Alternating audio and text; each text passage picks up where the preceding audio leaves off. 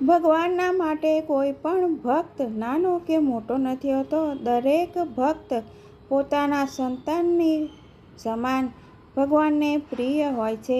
એટલા માટે જ ભગવાન શંકરના સૌથી મોટા ભક્ત કોણ છે એ કહેવું ખૂબ જ મુશ્કેલ છે. આપણે આજે સૌથી મોટા ભગવાન શંકરના ભક્ત વિશેની કથા સાંભળીશું. 15મી સદીમાં પ્રસિદ્ધ મૈથિલી કવિ પંડિત વિદ્યાપતિ મિશ્ર અદ્ભુત શિવ ભક્ત હતા. તેઓ ભોલેનાથના સમક્ષ મધુર અવાજમાં કીર્તન કરતા અને જ્યારે તેઓ કીર્તન કરતા ત્યારે તેમની આંખોમાંથી આંસુ વહેવા માંડતા.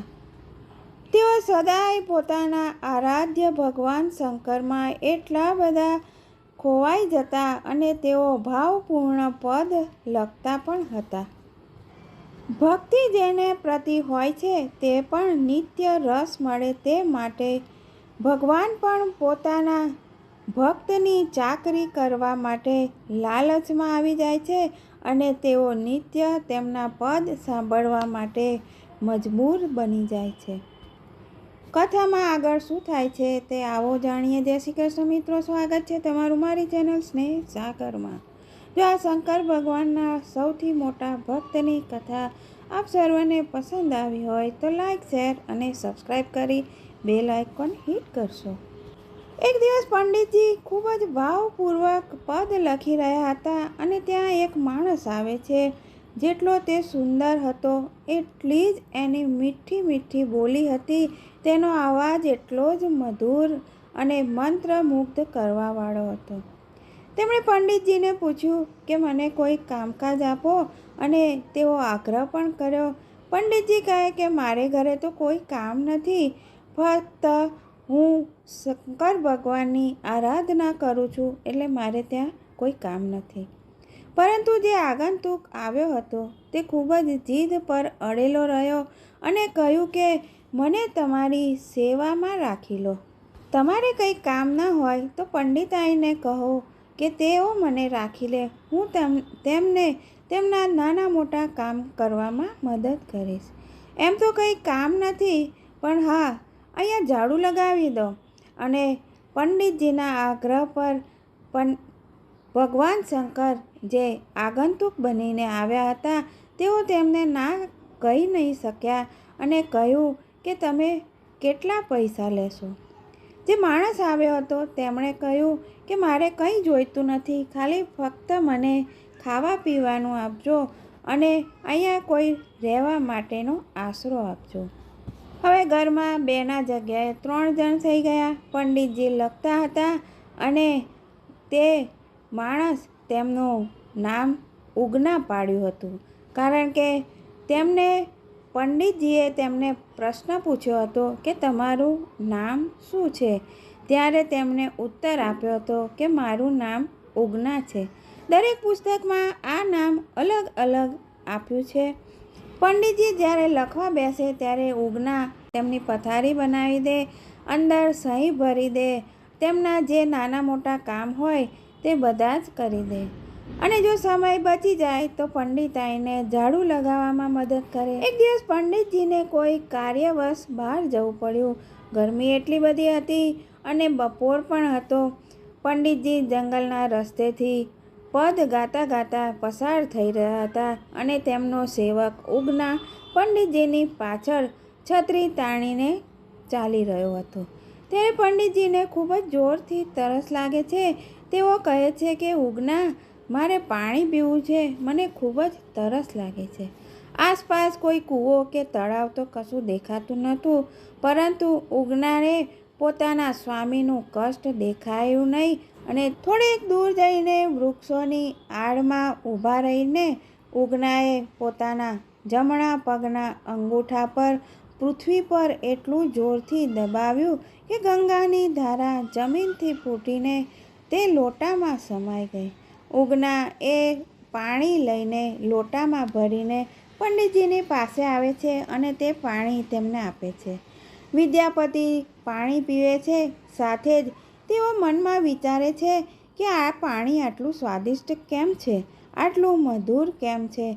આ પાણી તો નિશ્ચય ભાગીરથીનું જ પાણી છે, ભાગીરથી નદીનું જ જળ છે. વિદ્યાપતિએ ઉગનાને પૂછ્યું કે આ પાણી ક્યાંથી લાવ્યા? ત્યારે ઉગનાએ કહ્યું કે નજીકમાં જ એક કૂવો હતો ત્યાંથી લાવ્યો. વિદ્યાપતિ એક કીટસે સેવકને જોઈ રહ્યા હતા, કારણ કે વિદ્યાપતિ જાણતા હતા કે ગંગાજળ કયું અને કૂવાનું પાણી કયું. તેમને લાગ્યું કે આ સંભવ જ નથી. તેમને ઉગના પર સંદેહ થયો કે આ જંગલમાં ગંગાજળ જેવું પવિત્ર જળ ક્યાંથી આવ્યું. પંડિતજી ઉગનાને કહે છે કે મને કૂવા પાસે તો લઈ જા, અને જીદ કરવા પર ઉગના તેમને આડાઅવળા જવાબ આપે છે. ત્યારે પંડિતજીને તેમના સંદેહને વિશ્વાસમાં બદલાઈ જાય છે. પંડિતજી તેમની ડબડબી આંખોથી તેમને પૂછે છે કે ઉગના, તમે કોણ છો? ભગવાન શંકરે વિદ્યાપતિને પોતાનું વાસ્તવિક રૂપ દર્શાવ્યું. ભોળા શંકર જૂઠું કેવી રીતે બોલે? તેઓ ખોટું બોલી નથી શકતા અને પોતાનું વાસ્તવિક રૂપ વિદ્યાપતિની સામે લાવે છે. ભગવાન શંકરને પોતાના સ્વરૂપ પ્રગટ કરવું પડે છે અને તેમની જટામાંથી ગંગાની ધારા પ્રવાહિત થઈને આકાશમાં વિલીન થઈ જાય છે. જે સ્વયં ભગવાન પોતાનાને પ્રિય માને છે તેમને ભગવાન સુલભ થઈ જાય છે. ભગવાન શંકર કહે છે, વિદ્યાપતિ, હું તમારી સેવામાં ઉગના બનીને તમારા આરાધ્ય ભોલેનાથ છું. મને તમારી સાથે રહેવામાં ખૂબ જ સુખ મળતું હતું. તમારો પ્રેમ અને ભક્તિમાં હું હંમેશા વ્યસ્ત રહીને તમારા કાવ્યને સાંભળીને તમારાથી હું દૂર ન રહી શક્યો. એટલા માટે જ આ રૂપમાં મારે તમારી પાસે આવવું પડ્યું. તમારું હંમેશા કલ્યાણ થજો. વિદ્યાપતિ અવાક થઈ જાય છે. ભોલેનાથને કહે છે કે હું જાઉં છું. વિદ્યાપતિએ પોતાના આરાધ્યના ચરણ પકડી લીધા અને કહ્યું કે મારા ભાગ્ય ખુલી ગયા અને હું સમજી ના શક્યો. મને ધિક્કાર છે કે હું તમને ઓળખી ન શક્યો. તમારી સેવા લીધી, મેં તમારી પાસે કામ કરાવડાવ્યું. હવે તમે મને છોડીને ક્યાંય જતા નહીં અને હું પણ તમને છોડીને ક્યાંય જવું નહીં. અંતમાં ભક્ત અને ભગવાનના વચ્ચે સમજોતા થયા અને તેમને કહ્યું કે હવે હું ઉગના બનીને તમારી સેવા કરું છું, પરંતુ જે દિવસે આ રહસ્ય ખુલી જશે એ દિવસે હું તમને છોડીને ચાલ્યો જઈશ. તરત જ દેવાધિદેવના સ્થાન પર હસતા ઉગના ફરીથી પ્રગટ થયા અને તેઓ તેમના સ્વામીના ઘરે પરત ફરે છે. હવે વિદ્યાપતિ બીજે દિવસથી એક ક્ષણ માટે પણ ઉગના વિના તેમને ચેન નથી પડતું. તેઓ પોતાના આરાધ્યને પોતાના નજીક જોઈને વિદ્યાપતિનું મન ખૂબ જ પ્રસન્ન રહેવા લાગ્યું, પરંતુ આરાધ્યથી સેવા કરાવીને તેમનું મન ઉચાટમાં રહેતું હતું અને તેઓ ધ્યાન રાખતા કે ઉગનાને કોઈ એવું કામ ન આપે જે તેમનાથી કરવામાં તેમને ક્ષોભનીય વર્તન થાય. ઉગના તેમના સ્વામીની સેવા કરતા અને ઉગના એટલા બધા મશગુલ થઈ જતા પોતાના સ્વામીના કામ કરવા માટે. આ જોઈને પંડિતાઈને એ નોકર પર ગુસ્સો આવતો હતો. એક દિવસ ઉગનાને સામાન લઈને આવવામાં મોડું થઈ ગયું. ત્યારે તે પંડિતાઈન ખૂબ જ ગુસ્સે થઈ જાય છે અને સળગતું લાકડું લઈને ઉગના ઉપર તૂટી પડે છે.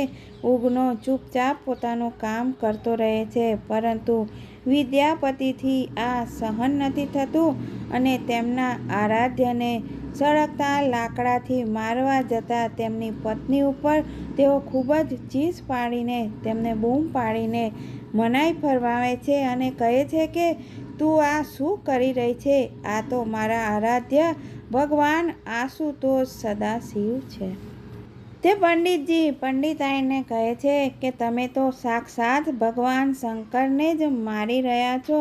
વિદ્યાપતિ શિવના ચરણોમાં પડી જાય છે અને શિવ ભગવાન શંકરની માફી માગે છે અને કહે છે કે તમે અહીં રોકાઈ જાઓ, પરંતુ વચન ભંગ થતાં જ ભગવાન શંકર ત્યાંથી અંતર ધ્યાન થઈ જાય છે. ત્યારે વિદ્યાપતિ પાગલોની જેમ દરેક સમયે ઉગનાની રટ લગાવતા રહે છે અને પોતાના આરાધ્યના વિરહમાં અનેક છંદ લખીને ગાય છે અને તેઓ ઉગનાને શોધતા રહે છે. આમ પોતાના ભક્તની ભક્તિ એટલી બધી હતી કે ભગવાન શંકર પણ તેમના ઘરે ઝાડુ લગાવતા હતા. તો આવી છે ભક્ત અને ભગવાનની કથા. જય શ્રી કૃષ્ણ. ફરી મળીશું આવા અવનવા નવા વિષય સાથે.